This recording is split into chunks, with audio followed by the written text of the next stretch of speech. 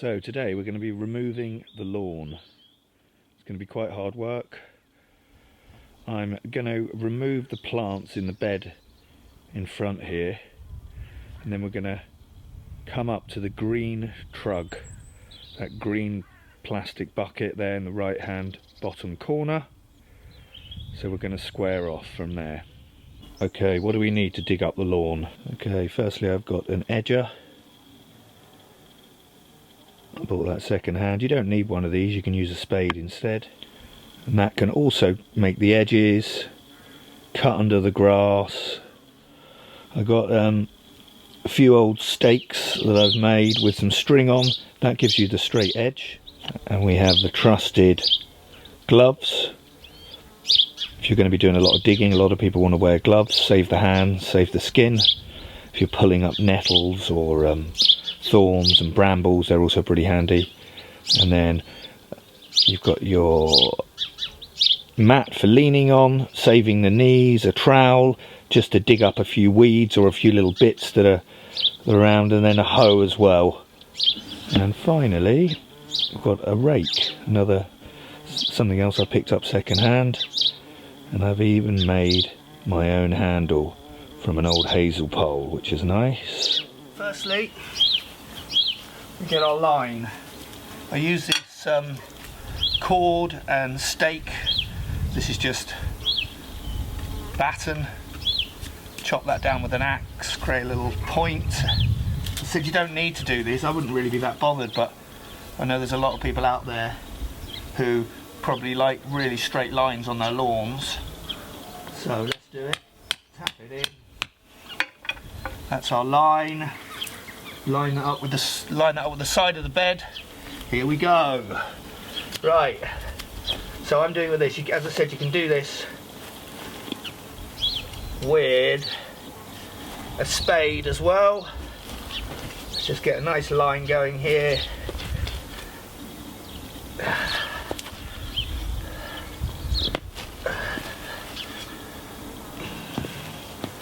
Now, sometimes I use slippers wear slippers when I'm doing this, but actually this is when you need your boots, because you're going to be stepping on the shovel.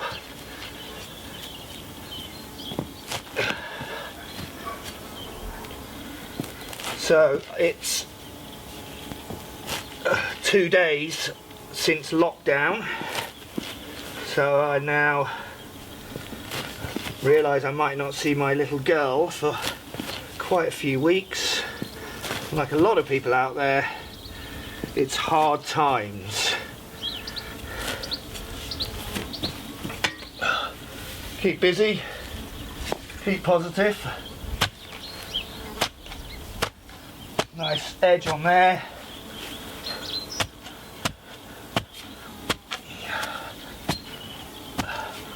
So, you can take squares out. Keep my cord out for a bit.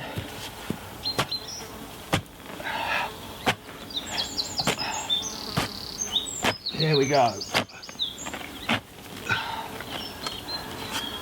Pulling it up. So, tap out. I think a good idea. Leave the soil down, grass facing down, then it will dry out, and then you can shake it all into your bed, because this is good soil here, yeah? You can see that. That will be good to grow in. So, taking off as much as possible. And then also, when you've done that, you don't really want to be chucking massive lumps into the compost. There's different ways of doing this. If it was towards the end of the year, you could put this on your grass in a patch, leave it for 6 months. That would compost down and you'd have a nice bed. So by leaving that, let's say we just left that there for 6 months, the grass would die and you'd just be left with soil. But obviously, because we want to plant into this in 3, 4, 5 weeks time, I need to get rid of this. I don't want to stick loads of this. You probably could put a bit on your compost, but if you're doing a 3 metre by 3 metre patch like I am, you want to get rid of this. So I'm going to put this round my apple tree, and that will mulch the grass around the apple tree. That will die off, and then in a few months time, 4 or 5 months, I'll have a nice flower bed or vegetable patch. Don't want to go too deep. It's very easy, you know, to take out 70-80 mil, but I mean, that's not that much then. By the time I've dried that out and then put a lot of the soil back, we should just have grass with some roots. There will be some soil, but as I said, you just replace that somewhere else. Yeah, you can see here, even after like 20 minutes in the sun, there you go, get it all off.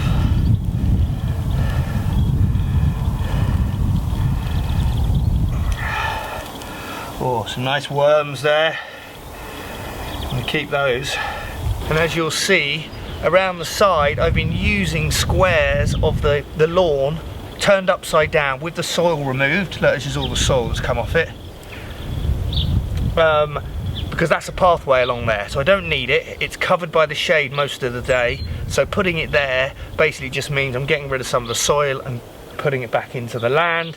And then I've gone a little bit further up, as I'm going to have a little flower bed here. I'm going to test this out. I'm going to put the soil lawn face down, and then that's a little test run to see how long it takes to mulch and when I can plant flowers in there. But that's not a space I'm using, so it makes sense to put some of it there. Right, so all the lawn has been taken off. I've doubled our growing space over there, which is great news. I'm really excited. It means we're going to get a lot more in the ground, a lot more food. I've got this truck of compost. Give it a shake. Bring all the sticks, stones, avocado seeds to the top. Try and take all that out. We're always sieving for stones and sticks. Less of them in there, the better.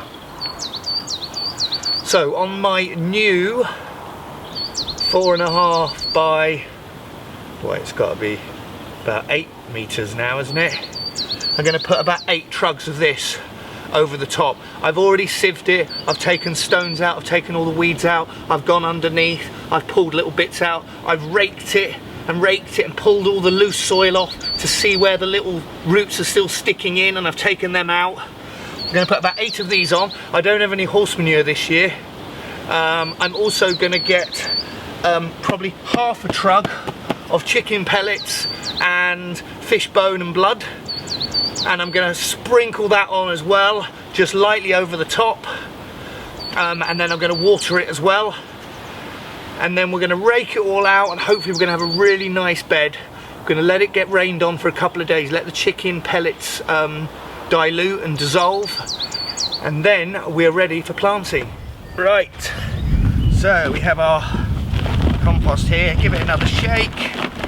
You can never get rid of enough sticks and stuff. See, yeah, right, see, it's all coming to the top. Take that stuff out. Some of it is just lumps. You can just squidge it with your hands. Bit of grass, a few sticks, a few stones. You really want a compostable patch, and then a stone pile as well, because you don't want to put those back in the compost. I mean, you know, you really don't want to be composting stuff any thicker than that. That will compost down in a year. If you've got something like that, which is like an oak or ash or beech, that's a hardy wood. It won't compost down. You really want to break it up. I mean, that is composting down slowly. And a little bit of, you know, a little bit of wood chip isn't a bad thing, because it breaks down and gives you slow breakdown of nutrients and fibre. So anyway, that's all good to go. I said I'm putting about 8 of these on. I don't have any horse manure this year. I've also haven't touched my compost in 2 years, so I've got loads of this. So give this a nice rake through, even it out through the patch.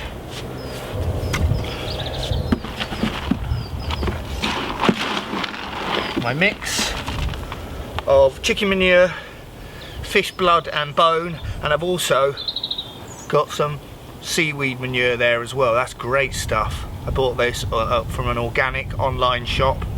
Loads of places you can have a look at. So that, for a metre, yeah, that's about right for a metre, I reckon. Water that. Some of this is quite powdery, you don't want it all blowing away. Water it, give it another rake, let it settle for a couple of days. We're not digging deep into this. We're not going down, you know, this is the old school way of gardening, people getting stuck in and thinking that it all needs to be aerated for the vegetables to grow. That's not true. Take out the stones, you will have a fluffy layer on top, but underneath, I'm not going to touch that. As I said, I'm not a total expert. I've been growing food on and off for about 12 years. I have worked with some great producers, but I'm also looking online. So making compost, using manure, you know, there's loads of workshops on what manure to use. You know, it's got to be composted, it's got to be probably a year old, it's got to look a bit like this. It doesn't look like horse poo. That's too rich, that will burn. But saying that, some vegetables do like that, but I can't give you all this information. So go out there, research, learn, and yeah, grow some food and hopefully give it to some of your friends as well.